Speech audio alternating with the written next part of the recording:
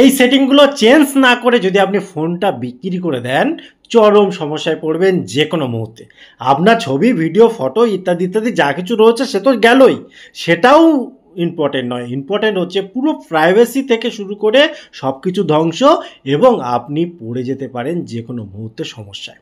কারণ আমরা ফোন নতুন কেনার পর পুরানো ফোনটা বিক্রি করে দিতে চাই, দিন, তাতে কোনো আপত্তি নেই।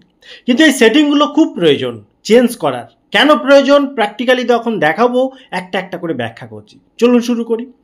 আপনি প্রথমে যেটা করবেন, আপনার ফোনের সেটিংয়ে যাবেন। ফোন সেটিংয়ে যাওয়ার পর উপরে এখানে যে সার্চ অপশান রয়েছে এখানে লিখে দেবেন গুগল। লিখে দেওয়ার পর এখানে যে গুগল অপশানটা চলে আসবে এর উপরে ক্লিক করে দেবেন। ক্লিক করার পর এখানে দেখুন যে জিমেলটা আপনার রয়েছে, সেই জিমেলের উপরে যখন ক্লিক করবেন আপনার থাকতে পারে একটা জিমেল, আপনার থাকতে পারে মাল্টিপল জিমেল বা ইমেল অ্যাকাউন্ট। এবারে যেটা আপনি করবেন, আপনি নিচে দেখুন manage account on this device, ভালোভাবে বুঝবেন, manage account on this device এই জায়গাটায় ক্লিক করে দেবেন। ক্লিক করে দেওয়ার পর আপনি যে কোম্পানির ফোন কিনছেন সেই কোম্পানি অনুসারে, মডেল অনুসারে একটু এদিক ওদিক থাকতে পারে। মেন যে বিষয় সেটা হচ্ছে দেখবেন এক জায়গায় লেখা আছে গুগল বা অ্যাকাউন্ট বলে, সেই জায়গাটায় যখন ক্লিক করবেন আপনার ফোনে থাকা সমস্ত যে অ্যাকাউন্টগুলো রয়েছে শো করে থাকে। একটা হলে একটা, অনেকগুলো হলে অনেকগুলো। এবারে যে অ্যাকাউন্টটা আপনি ডিলিট করবেন, যেহেতু ফোন বিক্রি করবেন আপনাকে তো পরপর সব অ্যাকাউন্টে ডিলিট করতে হবে, তাই একটা আমি দেখিয়ে দিচ্ছি, যদি মাল্টিপল অ্যাকাউন্ট থাকে একইভাবে করবেন। জাস্ট অ্যাকাউন্টের উপরে আপনি ক্লিক করে দেবেন। ক্লিক করার পর দেখুন এই ধরনের ইন্টারফেস আসবে। উপরে দেখতে পাবেন 3 ডট পয়েন্ট, এই জায়গাটায় ক্লিক করবেন। তার আগে এখান থেকে এইগুলোকে আউট করে দেবেন, টিকগুলোকে তুলে দেবেন। দেওয়ার পর এখানে যে 3 ডট পয়েন্ট আছে এখানে আসবেন। এসে এখানে দেখুন রিমুভ অ্যাকাউন্ট বলে একটা অপশান রয়েছে, এই জায়গাটায় ক্লিক করলে অ্যাকাউন্টটা রিমুভ হয়ে যাবে, অর্থাৎ আপনার ফোন থেকে থাকবে না। তো আমি আর করলাম না, আপনি করে নেবেন।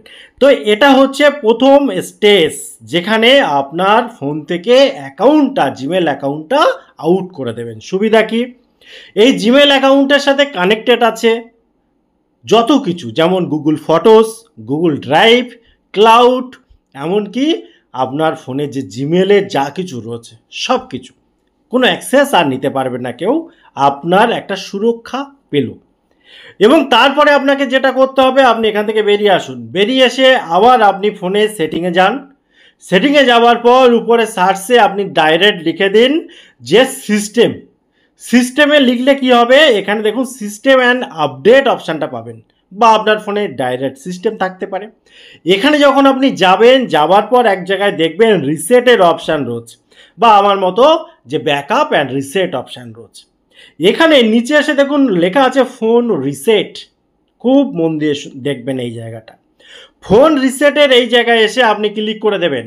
এখানে দেখুন অনেকগুলো অপশান রয়েছে, তার মধ্যে থেকে দেখুন লাল কালিতে লেখা আছে ইরেজ অল ডেটা। এই জায়গাটা আমি আর হাত দিচ্ছি না, কারণ সর্বনাশ হয়ে যাবে।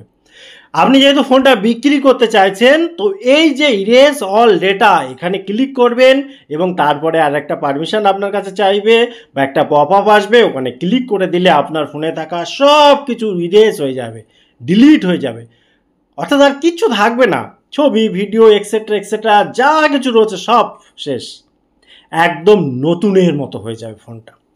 যার ফলে আপনার ফোনের প্রাইভেসি যা কিছু ছিল, যেটা গোপন, আপনি কোনো কিছু হয়তো ফোল্ডার বানিয়ে রেখেছিলেন, আপনার হয়তো এখন মনে নেই, হিডেন ফাইলে কিছু রেখেছিলেন হয়তো মনে নেই, এমন অনেক কিছুই তো হতে পারে, অনেক সেটিং টেটিং ছিল, সেগুলো সব একসাথে মানে একদম রিমুভ হয়ে যাবে। তারপরে আপনি যেটা করবেন, কয়েকটা পয়েন্ট বলছি, তারপর একটা ইম্পর্টেন্ট সেটিং বলবো, তাহলে আপনার সমস্যাগুলো আর থাকবে না।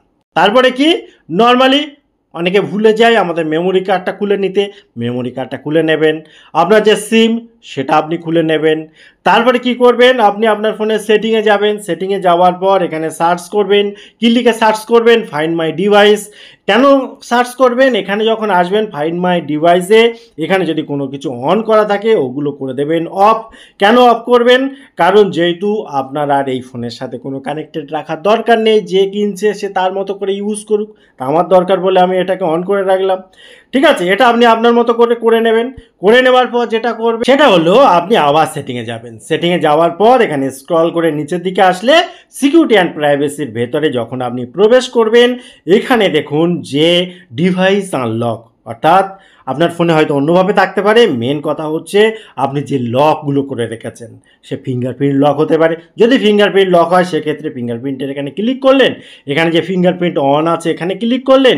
ক্লিক করার পর আপনি নর্মাল যে লকটা সেটা তো ছাড়াতে হবে, তারপরে উপরে দেখুন এই যে ফিঙ্গারপ্রিন্টের এখানে 3 ডট পয়েন্টে এসে এটাকে ডিলিট করে দেবেন, অর্থাৎ আপনার যে ফিঙ্গারপ্রিন্ট ছিল সেটাকে এখান থেকে রিমুভ করে দেবেন। সেই সাথে সাথে অন্য অন্য যে লকগুলো আপনি যদি করে থাকেন সেগুলো রিমুভ করে দেবেন।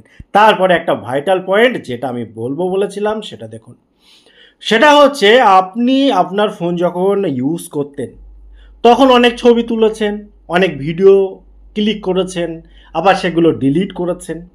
এবারে আমি বলবো সব থেকে বেটার হয়, অনেক সময় কি হয় মেমোরি কার্ডটা যদি মোটামুটি একটা ভালো পরিস্থিতিতে থাকে বা ইন্টারনাল স্টোরেজ যেটা মোটামুটি একটা ভালো পরিস্থিতিতে থাকে, তাহলে কিন্তু সেগুলোকে ব্যাকআপ নেওয়া যায়। তো ব্যাকআপ নিলে সমস্যাগুলো কি সেটা তো আগেই ব্যাখ্যা করেছি। কাজে কেউ যাতে কোনো কিছু ব্যাকআপ না নিতে পারে তার জন্য কি করবেন, প্রথমত আপনার ফোনে যাবতীয় যা কিছু আমি যেমনভাবে দেখালাম করে নেবেন। তারপরে এলোপাতাড়ি কিছু ছবি ভিডিও আবার তুলবেন ফোনে তোলার পর সেগুলো আবার ডিলিট করবেন, রিমুভ করবেন, করে আবার স্টোর করবেন। এইভাবে মোটামুটি 2-3 বার করবেন, করে তারপরে আপনি যা ইচ্ছা করুন ফোনটাকে বিক্রি করে দিন, কোনো অসুবিধা আপনার আর হবে না। তো ভিডিওটা কেমন লাগলো অবশ্যই কমেন্ট করতে ভুলবেন না। আবার দেখা হয় পরবর্তী ভিডিওতে, ততক্ষণ ভালো থাকুন, সুস্থ থাকুন, বাই বাই।